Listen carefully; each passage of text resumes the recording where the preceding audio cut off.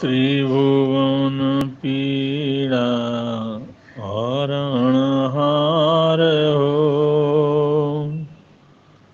तुमको मेरा नमस्कार। सर्व जगत के अलंकार, प्रणाम तुम्हें मेरा हर बार।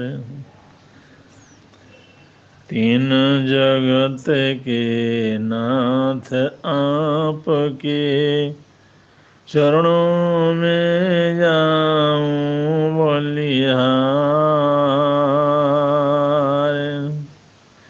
भवसागर के शोषण करता, तुमको वंदन बारंबार। भवसागर के शोषण करता, तुमको वंदन बारंबार।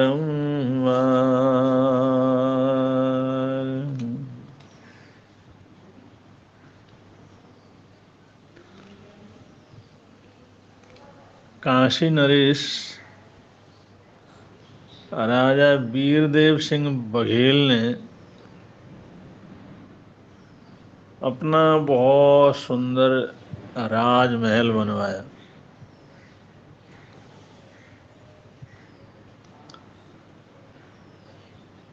काशी आने वाले बहुत से देशी विदेशी पर्यटकों ने महल की बड़ी तारीफ की।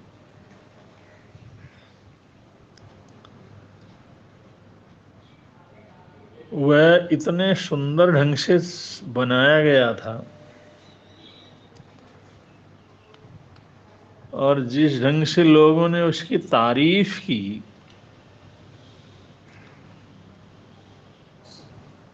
तो उसके अभिमान को बड़ी तृप्ति मिली और वो बहुत से संत महंतों को भी वहां लाने लगा और अपना महल दिखाया। एक तो राजा और राजा का महल, तो बहुत संत महंतों ने भी उसकी बड़ी तारीफ की।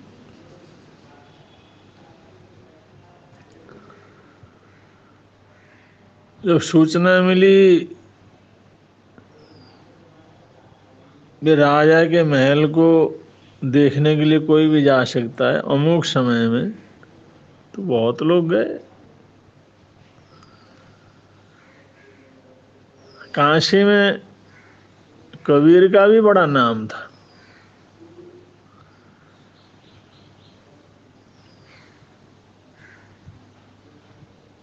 और कबीर तो इन चीजों से बहुत दूर थे। राजा के मन में विचार आया कि मैं अपना भव्य महल संत कबीर को भी दिखवाऊं, कबीर भी मेरी तारीफ करें, फिर तो कहना ही क्या।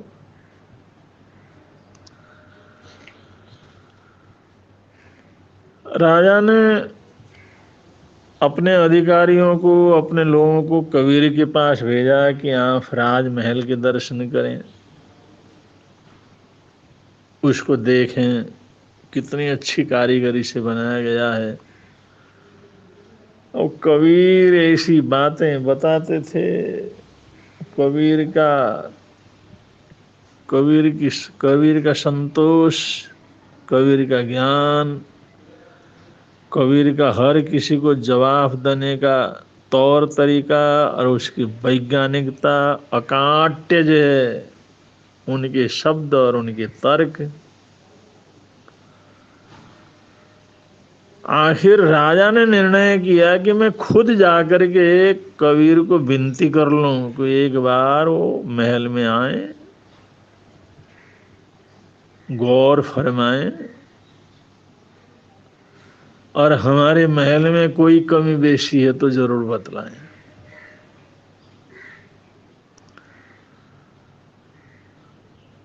कबीर ने तो राजा को भी अवाक कर दिया था। लेकिन उसके आग्रह को देख करके कबीर ने कहा चलो ठीक है, चलते हैं।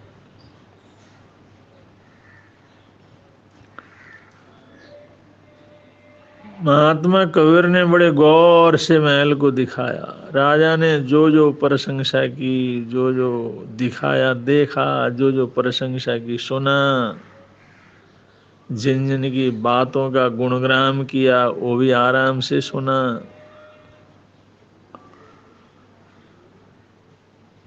और आखिर के अंदर राजा ये चाहता था कबीरदास जी कुछ न कुछ कमेंट करें, कुछ न कुछ बोलें।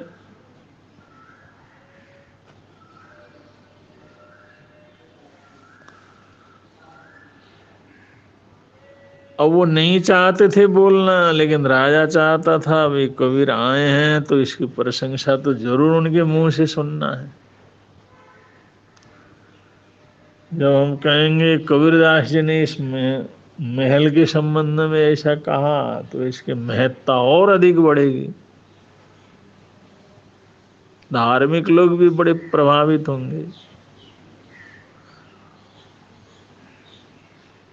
वाहवाही मिलेगी।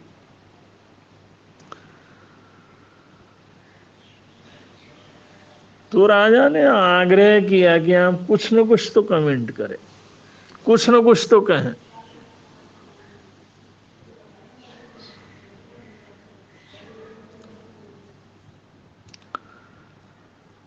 कबीर ने कहा राजन, इसको बनाया तो बड़े सुंदर ढंग से, लेकिन इसमें दो तरह के दोष हैं, दुर्गुण हैं, और बड़े दुर्गुण हैं इसमें। दो इतने बड़े दुर्गुण हैं, इतने बड़े दोष हैं इस महल में, तो सारे इसकी अच्छाइयाँ उसमें कम हो जाती। राजे के अहंकार को बड़ा धक्का लगा, लेकिन कबीर तो कबीर थे।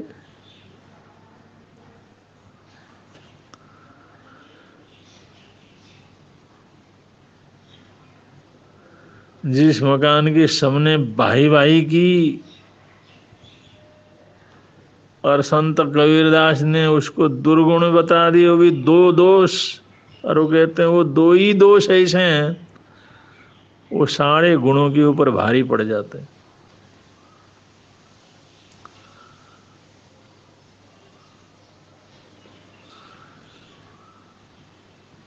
राजा ने कहा महाराज आप वो दो दोष भी बतला दीजिए, दुर्गुण बतला दीजिए, और किसी की नजर में नहीं आया वो मैं ठीक करवा सकता हूँ, जल्दी से जल्दी ठीक करवा दूंगा।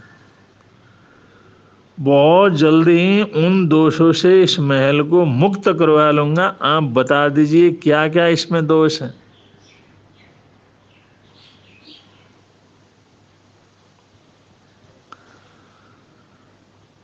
कबीर ने कहा राजन वो ऐसे दोष हैं, ऐसी इस मकान की कमजोरी है, तुम ठीक नहीं कर सकते, तुम्हारे बस का नहीं उसको ठीक करना।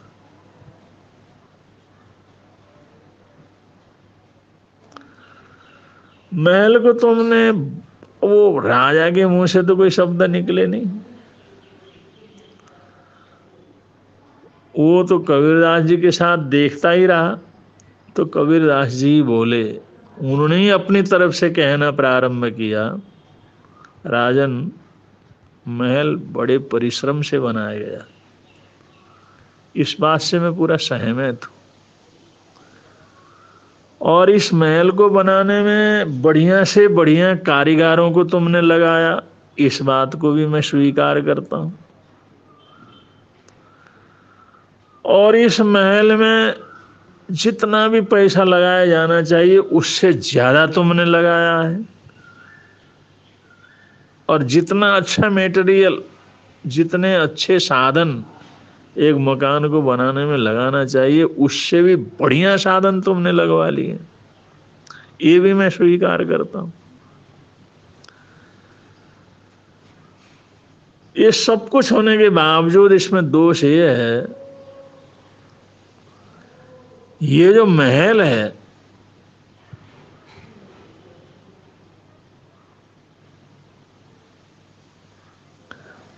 ये महल बनवाने वाले के साथ जाने वाला नहीं।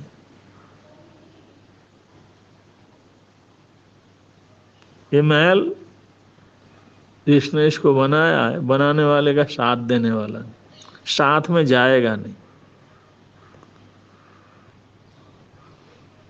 और विडंबना ये है, बनाने वाला इसमें हमेशा रह नहीं सकता, वो हमेशा ही रहता रहे यहाँ पर, ये संभव नहीं। और बनाने वाले के साथ ये महल जा नहीं सकता। ये दो दुर्गुण इसके अंदर मेरे को दिखाई देते।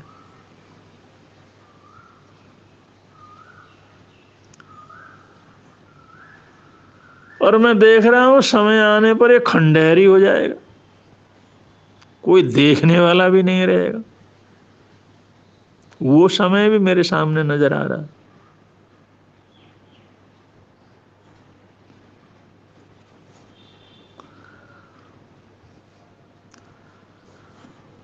महात्मा कबीर ने जो बातें कही और जिस ढंग से कहा, राजा एक एक संकेत को समझता चला गया, उसको वास्तविकता का अनुभव हुआ। उन्होंने कहा ये सब काम व्यर्थ का काम, ये श्रम व्यर्थ है। और उसके समझ में आया कि हम सत्य को कैसे समझें, उसको जीवन में कैसे धारण करें, और अपने जीवन को ऐसा कैसे बनाएं जिससे हम जो करते हैं वो अच्छाइयाँ हमारे साथ जा सके, जो हमारा प्रिय है वो हमारे साथ जा सके, उसके लिए क्या करना चाहिए। ये सब शिक्षा काशी नरेश वीर सिंह ने कबीरदास जी से ली, और कबीरदास ने भी दिल खोल करके आध्यात्म का पाठ उनको पढ़ाया, कर्तव्यशीलता का पाठ पढ़ाया। अगर हम संपूर्ण से रूप से नहीं तो कुछ हद तक तो आध्यात्म को स्पर्श कर सकते हैं। अगर हम घर छोड़ करके सन्यासी नहीं तो गृहस्थ संत तो बन सकते हैं, मर्यादित जीवन को जी सकते हैं, और अपने साधनों का ज्यादा से ज्यादा सदुपयोग कर सकते हैं।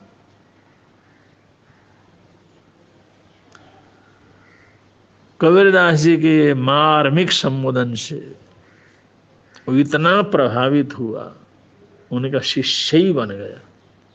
शिष्य भी सिर्फ शिष्य नाम का नहीं, उस सबको उसने उसी दिन से जीवन में उतारना प्रारंभ किया। उसके लिए बड़े से बड़े त्याग करने की जरूरत पड़ी तो त्याग भी करता चला गया, और उसे उस आनंद की प्राप्ति हुई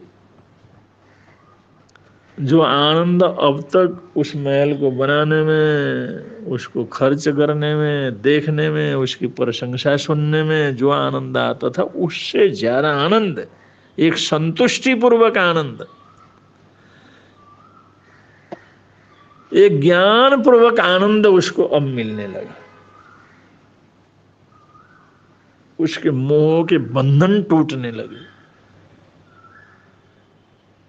मोह के बादल छटने लगे, असलियत दिखने लगा, सच्चाई के दर्शन होने लगे। सत्य का दर्शन एक बहुत बड़ी बात है,